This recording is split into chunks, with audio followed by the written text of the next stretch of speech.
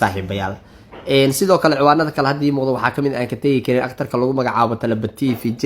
filimkiisii lagu magacaabayay Janna Ganan filimka lagu magacaabayay magaciisa fiican uma xasuustay filimkan saaxiiba shaqadiisu heer gabagaba ayuu mara ayaa la leeyahay filimkan H4 ayaa directorka KFM Production soo saara ayay ka tahay sidoo kale Bobby Dolna filimka laadar ayuu ka yahay inaka lagu magacaabo Bresh Rawal ama seerabta saaxiibayaal sida u taqaaniin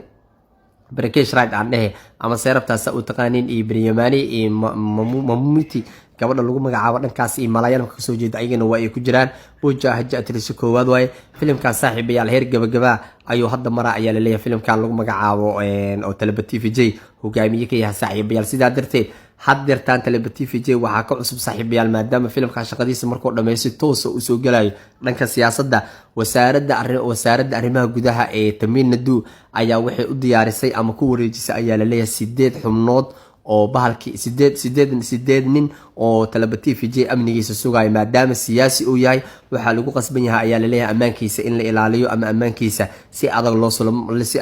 loo sugo hadii shalay Talabati VJ dadka caadi oo iskaga dhexmaray hadda ma jirto Salmaaqan oo kale oo naqana halkaas camal laga maraa looma soo dhawaanayo maadaama nin siyaasi uu yahay oo fankan oo isaga baxay waxa lagu qasban yahay in staff fiican la siiyo hadda waxa la leeyahay waxa laga soo qaadan kaliya in uu yahay nin siyaasadda ku cusub staff dhexdhexaad ayaa la siiyaa staff badan lama siinayo saaxiibayaal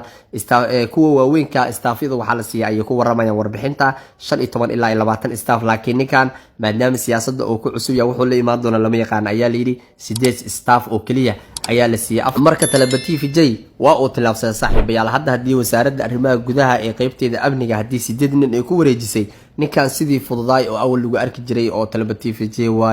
VJ walaalkaan waay intuu ka dhacay intuu yeelay hadii la dhihi jiray hadda waa dhamaatay in agagaarkiisa xataa 10 mitir ku dhawaad looma soo dhawaa kara marka nin siyaasi waa taqaana ma loo soo dhawaa kara halkaas ayaa laga maraa marka halkaas ayay wax ka baraya ninka lagu magacaabo Talabati VJ saaxiibayaal